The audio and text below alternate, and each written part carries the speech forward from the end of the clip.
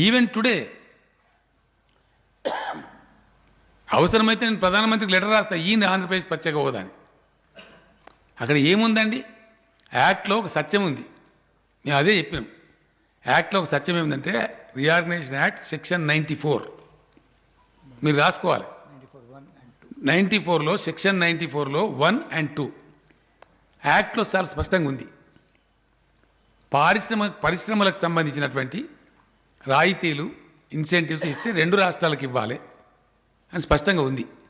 మేము చెప్పింది ఏంటంటే పరిశ్రమలకు సంబంధించిన రాయితీలు 2 రాష్ట్రాలకు ఇస్తూ యాక్ట్ ప్రకారంగా ఆంధ్రప్రదేశ్కు ప్రత్యేక హోదా ఇవ్వండి, వెల్కమ్ అని చెప్పినాం మేము.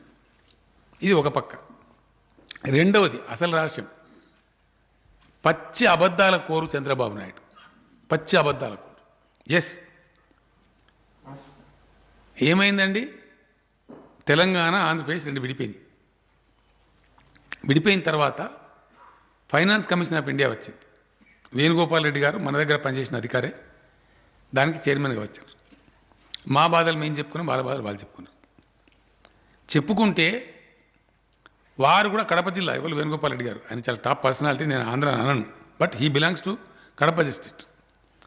ఆయన కూడా దయదలిచి సరే కొంత హైదరాబాద్ పోవటం వల్ల ఒక అపోహ, అతను ఏమైంది పక్క పెడితే పోవటం వల్ల కొంత వీళ్ళకి ఆదాయం తగ్గే ఆస్కారం ఉంటుంది, అందుచేత వీళ్లకు ఒక 5 ఏళ్ల పాటు ఈ ఫైనాన్స్ కమిషన్ రిపోర్ట్ వర్తించని రోజులు కొంచెం డెఫిసిట్ బడ్జెట్ ఉండే అవకాశం ఉంటుంది, లోటు బడ్జెట్ ఉండే అవకాశం ఉంటుంది.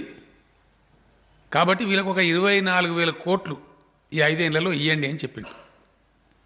యథాతథంగా కేంద్రం దాన్ని అమలు చేస్తూ ఉంది. అలా తెలంగాణకు ఎంత వస్తుందో ఉజ్జాయింపుగా లెక్కగట్టి దానికి సమానంగా కేంద్రానికి రికమెండ్ చేసినట్టు కేంద్రం ఆ డబ్బులు ఇస్తుంది. Where is the deficit mister Chandrababu Naidu? I'm asking you, is it not a fact that Finance Commission of India has recommended 24,000 crores for you and Government of India is giving you that money? అబద్ధమా ఇది? నిజం కాదా? ఆ డబ్బులు నువ్వు తీసుకుంటలేవా? మరి నువ్వు ఎందుకు బీదారు పరుస్తున్నావు? నీకు చక్కగా పరిపాలించలేక, నీకు తెలివి లేక, నీకు చేతగాక, ప్రజా సంక్షేమం మీద నీకు దృష్టి లేక, ఇచ్చిన వాగ్దానాలు నెరవేర్చేటువంటి పరిస్థితి లేక, విపరీతమైన కరప్షన్ ఉంది నీ దగ్గర. ఇవన్నీ దుర్మార్గాల వల్ల, ఈ జాడ్యాల వల్ల నువ్వు చేసేది చేయలేక, ఆడలేక మధ్యలో ఓడన్నట్టు ఇతరుల మీద పడి ఏడుస్తావాను. నువ్వు చెప్పేది నిజమా? ఫ్యాక్ట్ కాదా? ఇవన్నీ కఠోరమైనటువంటి నిజాలు కావా? నీ పరిస్థితి రాజకీయంగా చూస్తే అట్లా అనవసరంగా హోదా వద్దని నువ్వే అంటావు, హోదా కావాలని నువ్వే అంటావు. అంటే ఏది నమ్మాలి నిన్ను? హోదా అన్నోని జైలు వేస్తాడు. అవన్నీ ఉన్నాయి, టీవీ ఫుటేజ్లు ఉన్నాయి. హోదా సంజీవిని కాదు, సంజీవిని కాదు, అదే అంత చేయదు. హిమాచల్ ప్రదేశ్కి ఇచ్చిన ఏమైంది, ఫలాందానికి ఇచ్చిన ఏమైంది అని మాట్లాడి.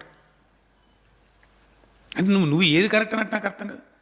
నువ్వు ఫర్ హోదానా, యాంటీ హోదా? ఇవ్వని కాదు, నువ్వు ఫర్ హోదా కాదు, యాంటీ హోదా కాదు, నువ్వు ఫర్ చంద్రబాబు నాయుడు. నీ స్వార్థం, పచ్చి స్వార్థపరు నువ్వు.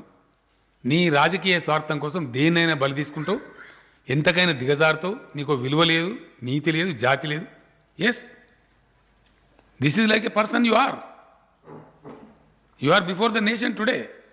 యూ ఓన్లీ రిజెక్ట్ ద హోదా and you only demand the హోదా. ఏది నాకు అర్థం, ఏది నిజం అనుకోవాలా? నేనేమంటున్నాను, నేను ఎవరికి మేలు చేసి నీకెందుక? మరి నువ్వు మేలు చేసినప్పుడు ఏమైంది? 4 ఏళ్ళు సంకనాగం కదా మోడీది, అప్పుడేమైంది? మరి నేను మేలు చేస్తానా కీడు చేస్తానా అంత వేరు సంగతి. నువ్వు అడ్డం పొడు ఎటుపడతాడు నీ తాటి మాటలా 4 పెట్టుకొని మాట్లాడితే నువ్వు 4 ఏళ్ళు సపోర్ట్ చేసినప్పుడు నీ నీతి ఏమైంది? You have an answer? నువ్వు దద్దమ్మవు, నీకు తెలివి లేదు, నీకు ధైర్యం లేదు, నీకు కల్పన లేదు, నువ్వు స్వయం ప్రకాశం ఉన్న వ్యక్తివి కాదు. Yes, I'm అలేజింగ్.